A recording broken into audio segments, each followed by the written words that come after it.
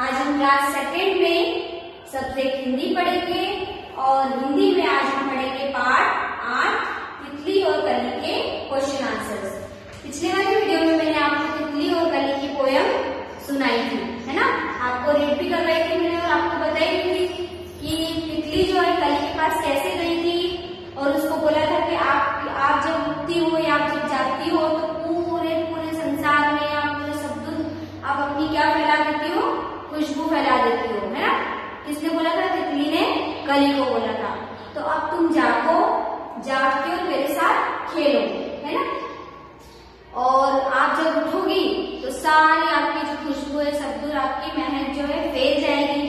तो कली एकदम से उसकी आवाज सुनकर छिटक कर क्या हो गई, वो खिलने लग गई, है ना, खुल गई वो। और उसके साथ खेलने की बात सुनकर वो बहुत खुश हो गई। कौन खुश हो गई? कली। किसकी बात सुन के? तितली की बात सुन के, है ना। तो जैसे ही कली खिली तो तितली हवा में उड़ने लग गई और उसके पीछे पीछे उसको भी पकड़ने के लिए कली आगे की तरफ बढ़ने लगी, है ना। तो ये हमने पोयम पिछले वाली वीडियो में पढ़ी थी। आज हम इसके क्वेश्चन आंसर्स करेंगे, ओके। तो फटाफट से सब अपनी अपनी कॉपी निकाल लीजिए, take out your copy and 1 number copy जिसमें अपन लेसन के क्वेश्चन आंसर्स लिखते हैं। अभी मैंने आपको व्याकरण की भी कॉपी बनवाई है क्योंकि व्याकरण में मैंने आपको करवाया है बहुत सारा, है ना। तो ये वाला क्वेश्चन जो है अपने को लेसन की कॉपी में लिखना है, ओके। सबसे पहले पार्ट 8 डालेंगे, उसके बाद लेसन का नेम डालेंगे तितली और कली और स्टार्ट करेंगे क्वेश्चन नंबर 1 से।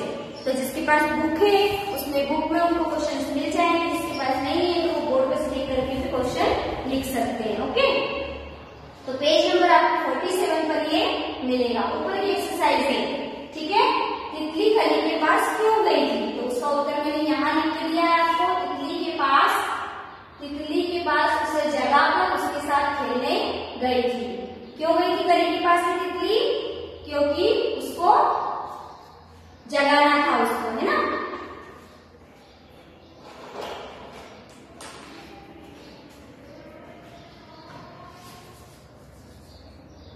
यहाँ आएगा कली के पास। तितली कली के पास उसे जगाकर उसके साथ खेलने गई थी, ओके। अब सेकंड वाला क्वेश्चन है तितली और कली ने क्या खेल खेला? तो तितली और कली ने पकड़म पकड़ाई का खेल खेला, ठीक है। क्वेश्चन नंबर 2 है। ये क्वेश्चन आपको यहाँ पर बुक में भी मिलेगा, ठीक है ना।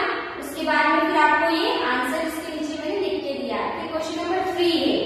तो क्वेश्चन नंबर 3 में क्या दिया है? तितली की क्या कहने पर कली खुश हो गई? तो उसका आंसर हमने यहाँ लिख के दिया है आपको। तितली के द्वारा खेल खेलने की बात सुनकर कली खुश हो गई, ओके।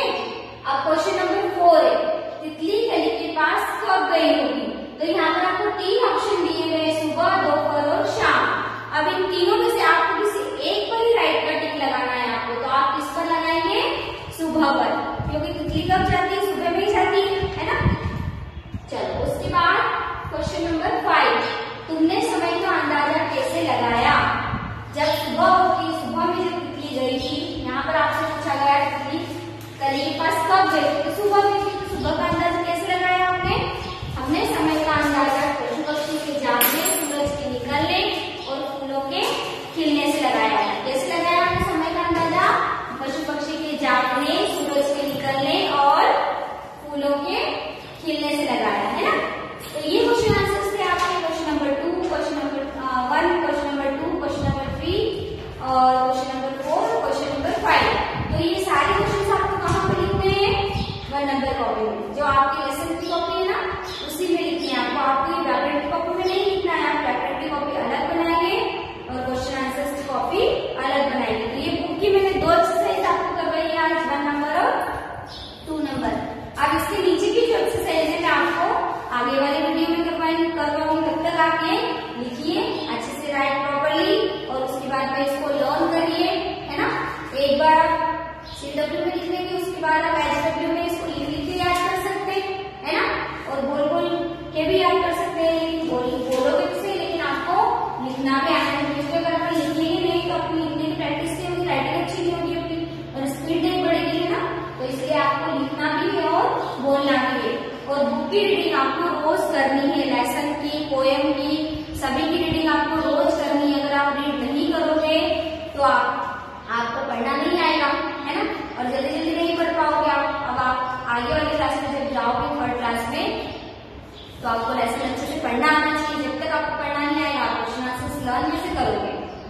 पाओगे ना, तो इसलिए बुक की रीडिंग करना ज्यादा जरूरी है। रोज आप भले आधा घंटा बुक की रीडिंग करिए, थोड़ा सा एक पैराग्राफ पढ़िए, है ना, या पोएम पढ़िए, लेकिन आप उसको रोज रीड करिए। Okay, thank you, have a nice day.